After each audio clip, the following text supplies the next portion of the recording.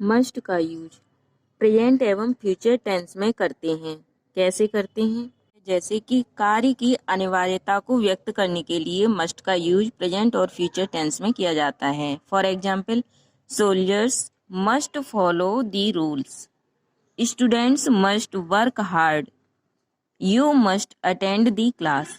यहाँ पर कार्य की अनिवार्यता शो की गई है, जिसके लिए मस्ट का यूज किया गया है।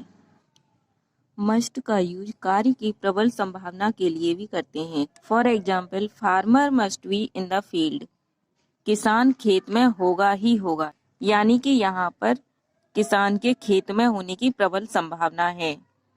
Teacher must be in the class, teacher class में होगा ही होगा। He must be 40।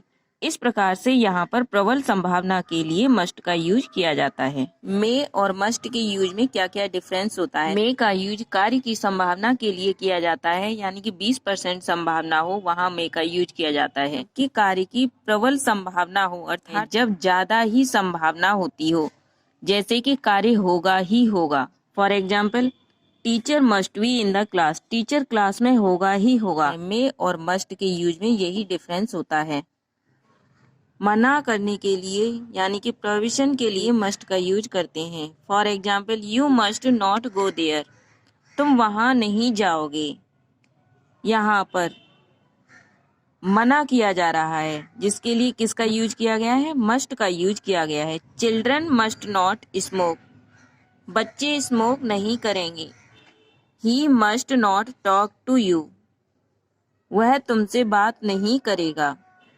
इस प्रकार से नेगेटिव टर्म के लिए मना करने के लिए मस्ट का यूज किया जाता है। Use of need and dare, need का मीन्स जरूरत और डेयर का मीन्स साहस होता है। इनका प्रयोग मेन वर्ब तथा मॉडल ऑक्सिलरी वर्ब दोनों के रूप में ही किया जाता है। जब नीड और डेयर का प्रयोग दोनों के रूप में किया जाता है, तब इन्हें सेमी मॉडल ऑक्सिलरी वर्ब या मार्जिनल वर्ब भी कहा जाता है। एग्जाम में ये क्वेश्चन पूछ लिया जाता है कि सेमी मॉडल ऑक्सिलरी वर्ब या मार्जिनल वर्ब किसे कहते हैं, कब इसे मेन वर्ब कहेंगे और कब इसे मॉडल ऑक्सिलरी वर्ब कहेंगे।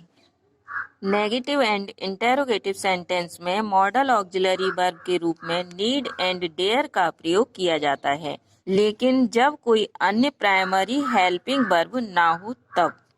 जैसे आई नीड अ बुक, यहाँ पर नीड वर्ड जो है ये मेन वर्ब है, जबकि रूल्स क्या कह रहा है? नेगेटिव या इंटेरोगेटिव सेंटेंस में मॉडल ऑक्सिलरी वर्ब के रूप में नीड या डेयर का प्रयोग किया जाता है। ये सेंटेंस ना तो नेगेटिव है और ना ही इंटेरोगेटिव है, क्योंकि ये सेंटेंस एफर्मेटिव है, इसलिए यहाँ पर नीड वर्ड मेन वर्ब होगा। I need not a book, यहाँ पर नीड मॉडल ऑक्सिलरी वर्ब है, क्योंकि इसमें और कोई अन्य वर्ब नहीं दी हुई है, क्योंकि ये सेंटेंस नेगेटिव सेंटेंस है।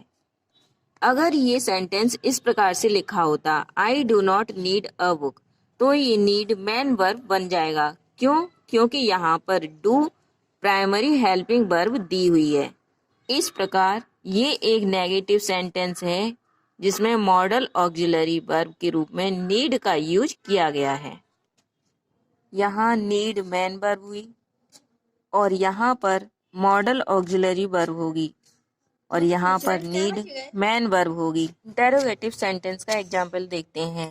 Dare you face him, dare modal auxiliary verb है, क्योंकि यहाँ पर अन्य कोई हेल्पिंग वर्ब नहीं है और अन्य कोई वर्ब भी नहीं है, उसके साथ साथ ये एक इंटेरोगेटिव सेंटेंस।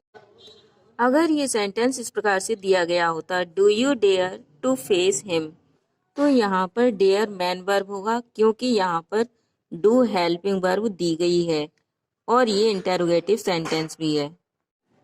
अगर सेंटेंस इस प्रकार से दिया गया होता, I dare to do anything, मैं कुछ भी करने का साहस रखता हूँ, तो डेयर मेन वर्ब बन जाता। इस प्रकार से नीड और डेयर का यूज नेगेटिव और इंटेरोगेटिव सेंटेंस में किया जाता है। नीड और डेयर को आइडेंटिफाई करने के और भी एग्जाम्पल देख लेते हैं। सी डेयर्स टू कम हेयर, ये एक एफर्मेटिव सेंटेंस है, इसमें कोई और वर्ब नहीं दी गई है, इसलिए डेयर मैन वर्ब होगा। सी डेयर नॉट कम हेयर, ये नेगेटिव सेंटेंस है, यहाँ पर भी कोई अन्य वर्ब नहीं दी गई है, इसलिए डेयर मॉडल वर्ब होगा।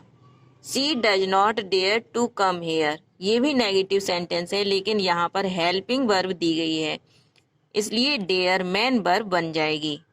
इस प्रकार नीड और डेयर से रिलेटेड क्वेश्चंस एग्जाम में पूछ लिए जाते हैं। ये तो थे use of model auxiliary verb, और अब देखते हैं प्राइमरीली ऑक्सिलरी वर्ब का यूज।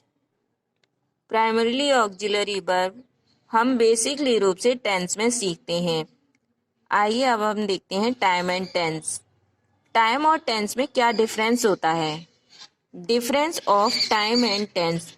टाइम का मीन्स समय होता है और टेंस का मीन्स काल होता है। टाइम फिक्स होता है जबकि टेंस चेंज होता है। टाइम और टेंस में ये डिफरेंस होता है। टाइम 3 प्रकार के होते हैं, present time, past time, future time. उसी प्रकार से टेंस भी 3 प्रकार के होते हैं, present tense, past tense, future tense. Time और टेंस में क्या क्या सिमिलरिटी होती है? Similarity of time and tense. Time भी 3 प्रकार के होते हैं, present time, past time, future time. उसी प्रकार से टेंस भी 3 प्रकार के होते हैं, present tense, past tense and future tense. Time और टेंस में यही सिमिलरिटी होती है। For example, tomorrow is Friday, कल फ्राइडे है, यानी कि आने वाला कल, अर्थात यहाँ पर फ्यूचर टाइम होगा। इज प्रेजेंट टेंस है। ही मेट मी टूडे, यहाँ पास्ट टेंस है, टूडे प्रेजेंट टाइम है। The sun rises in the east daily, rises present tense है, डेली में present plus past plus future तीनों टाइम होंगे, क्योंकि डेली और एवरी डे दोनों वर्डों में तीनों टाइम का यूज किया जाता है, न कि एक टाइम का। अगर एक टाइम का आंसर दिया जाता है तो वह गलत होगा, इनमें तीनों ही टाइम होते हैं। What is tense? Definition of tense, that form of a verb which shows when an action occurs is called tense, यानी कि form of a verb is called tense. Kinds of tense. Tense 3 प्रकार के होते हैं, present, past and future tense. ये तीनों 4 प्रकार के होते हैं। इंडेफिनिट या सिंपल टेंस, कंटिन्यूअस, इम्परफेक्ट या progressive tense, perfect, perfect continuous tense. First है present indefinite tense. Present indefinite tense को सिंपल टेंस भी कहा जाता है। Present indefinite tense which refers habitual action is called present indefinite tense. Present indefinite tense में सबसे पहला है affirmative sentence. Affirmative sentence का स्ट्रक्चर क्या होता है? Subject plus verb plus object plus etc. अगर सब्जेक्ट आई, वी, यू, दे अथवा कोई भी प्लूरल नाउन हो तो उसके साथ वर्ब की फर्स्ट फॉर्म प्लस ऑब्जेक्ट आता है। For example, we learn grammar, यहाँ पर सब्जेक्ट क्या है?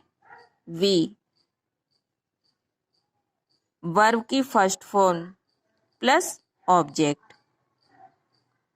स्टूडेंट्स लर्न ग्रामर, सब्जेक्ट क्या है? प्लूरल नाउन, वर्ब की फर्स्ट फॉर्म प्लस ऑब्जेक्ट। अगर सब्जेक्ट ही, सी, इट और सिंगुलर नाउन हो तब वर्ब की फर्स्ट फॉर्म प्लस एस या ईएस प्लस ऑब्जेक्ट आता है। इसे वर्ब की फिफ्थ फॉर्म भी बोलते हैं, जैसे ही टीचेज वेल, सब्जेक्ट ही, वर्ब की first form teach plus S या ईएस प्लस ऑब्जेक्ट। ये तो था एफर्मेटिव सेंटेंस का स्ट्रक्चर, और आइए अब देखते हैं नेगेटिव सेंटेंस का स्ट्रक्चर।